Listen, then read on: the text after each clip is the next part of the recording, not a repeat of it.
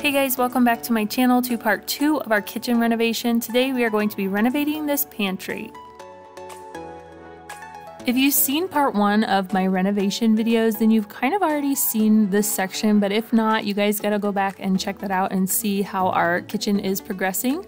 I will link it in the description box and the iCard so you guys can go check that out. So I'm going to start out by taking down these shelving units. I absolutely do not like them. They are a pain to clean. So I sold these on Facebook Marketplace and I took them down, took all the anchors out of the wall, and then I cleaned up the floor to get ready for phase 2 of the pantry.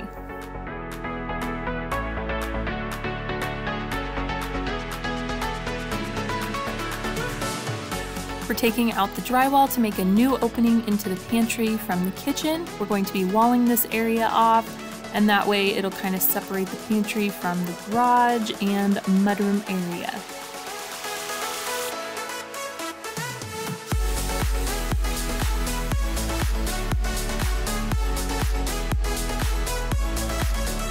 We're cutting out this door frame here. We're going to be using this in the new doorway for the pantry, and then we're gonna just finish off these edges, and it'll just be an opening to the mudroom and garage area.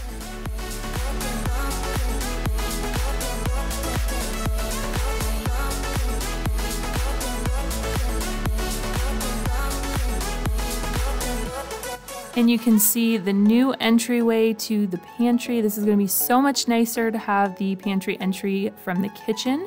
Now it's time to build up a wall to section it off. It was a tight fit to squeeze it through the doorway and in place, but we got it. We have the inside of the pantry all drywalled. You can see the patchwork.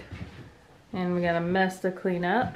Looks like a patchwork quilt. A patchwork quilt. And then over here, we've got a mess going on.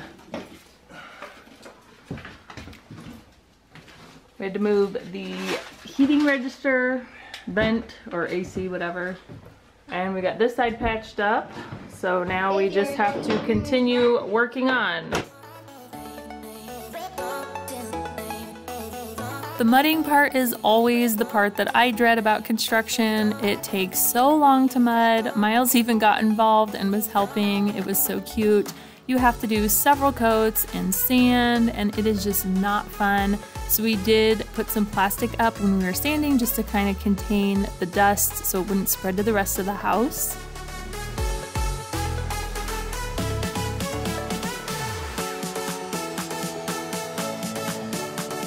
Because we have textured walls throughout the whole house, we got this hopper spray thing from Amazon last year when we did our upstairs laundry room and kids' bathroom renovation. So basically you just water down some mud, pour it into the hopper, and then we just use a piece of cardboard to kind of test it and get the texture right. You can adjust the flow and you can thin out the mud or make it thicker depending on, you know, how it comes out. So we were able to match the texture pretty good, and we just sprayed the rest of it. Now, a little side note here, make sure you have all of your areas blocked off, or else it will splatter and get areas that you don't want done. Like, for instance, the kitchen. It splattered all over here on the cabinets, the floor, it was all over the window, it was everywhere, and a mess to clean up. Thankfully, it cleans up very easily with water, but you know, for future reference, make sure you block off areas like doorways and stuff so it doesn't make such a mess. So got my little painting crew here. A painting crew? What you doing, Faith? I'm painting. So we are priming the mud splatter that we splattered on last night. Any more paint? Okay, get a little bit more on the edge. On the dots, there you go. Okay, that's good. Okay, Miles, let me see you get more paint. So you dip it in this and then you come put it on the dots, and then you don't want to let it wait because then it will. Hold on, Faith. Just right there. See right there? Okay, so Miles, now start here and work towards the bottom. Okay, so you already did here, so kind of roll up to it a little bit and then roll down a little further. Any more?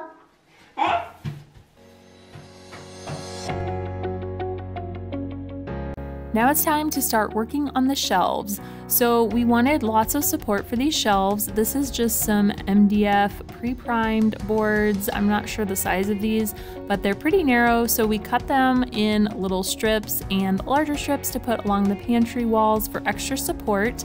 And then for the actual shelving units, we're using some MDF shelving bullnose boards. These are 16 inches deep, I believe.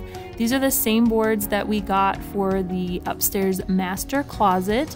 We did these two projects at the exact same time. If you guys saw that video, I'll leave a link down below if you guys want to see that. So he just cut these boards to size, placed them on the support beams, and then used his air brad nailer to nail them into the wall.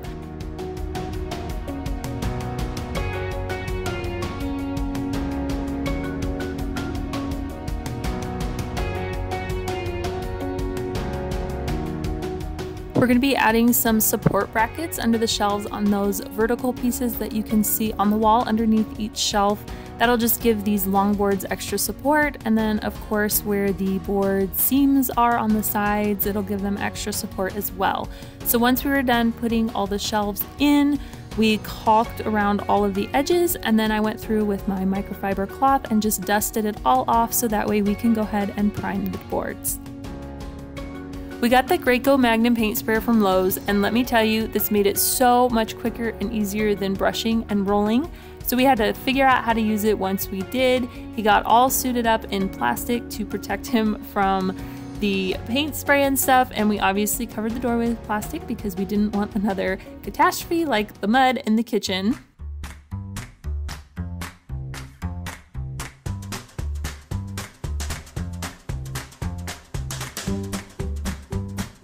We primed all of the shelving boards, and then we painted it with Valspar, just white paint, semi-gloss sheen, because I thought that would be really easy to wipe up in the pantry.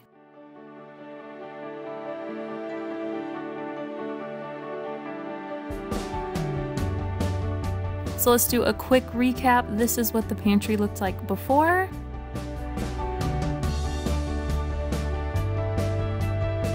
And this is the after. We have a new entryway and a new wall built up over there. Much better shelving. I have it all organized in here, so I'm going to do a video on pantry organization and all that when I put the pantry together. I hope you guys really enjoyed this video and found this helpful and inspiring if you're looking to redo your pantry. If you did, be sure to give it a thumbs up. If you haven't subscribed, make sure you do and hit that notification bell so you don't miss any videos. Thanks for watching, and I will see you guys next time.